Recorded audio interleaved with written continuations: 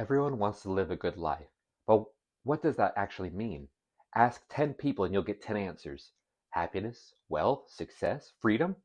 But Aristotle, writing over 2,000 years ago, thought we were asking the question wrong. Because before we can live the good life, we first have to know what the word good even means. Every choice we make, Aristotle says, aims at something we think is good. We eat because we think health is good. We study because we think knowledge is good. We work because we think success is good. But these are all means to something else. So what's the final good? The thing we desire not because it leads anywhere, but because it completes us. Aristotle calls that the chief good. And he says every human life, whether we know it or not, is organized around it. He says in his ethics, every art and every inquiry, and likewise every action and choice seems to aim at some good.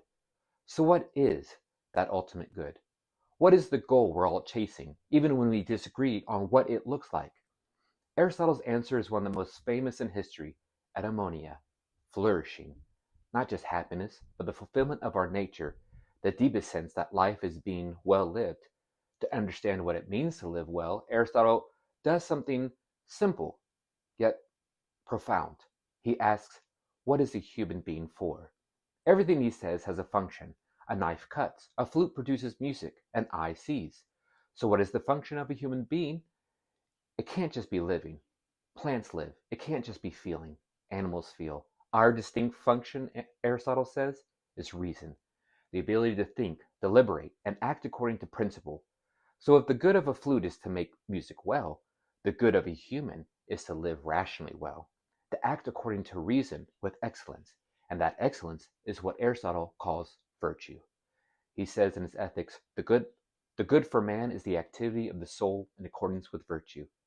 A good life, then, is not something we possess, it's something we practice.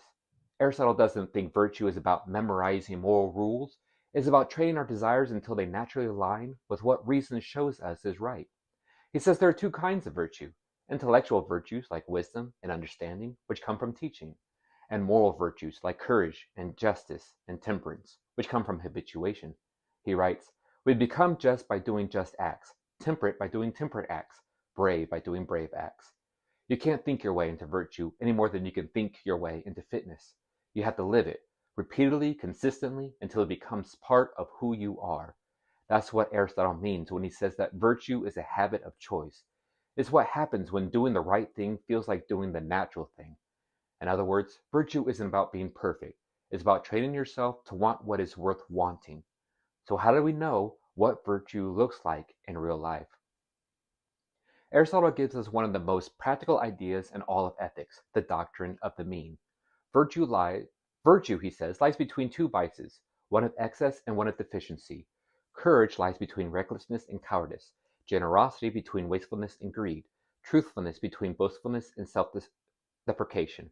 It's not about avoiding extremes mechanically, it's about finding the right balance for the right reason, at the right time, and in the right way.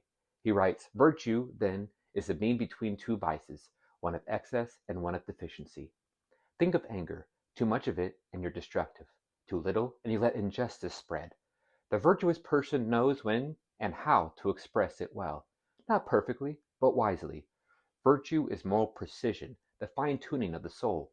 It's not about never missing the mark, it's about training your aim. So where does this all lead?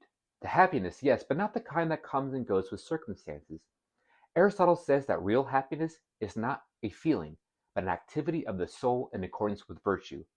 When we live well, when our desires, choices, and reason are in harmony, we flourish. He writes, happiness is an activity of soul in accordance with virtue. Notice what's missing there. Luck, wealth, status, those things can help, but they don't define happiness, because eudaimonia is something deeper, a state of inner excellence that even misfortune can't destroy. Aristotle's word for it is aktaria, self-sufficiency.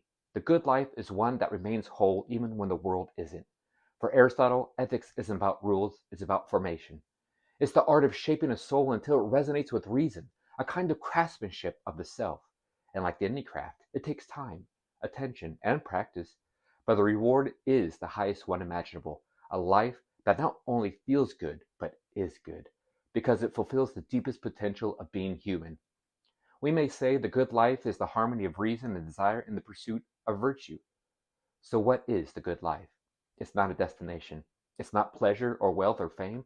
It's the steady practice of being excellent at being human. The good life isn't what you find, it's what you build. So maybe the real question isn't what is the good life, but who are you becoming in the life you already have?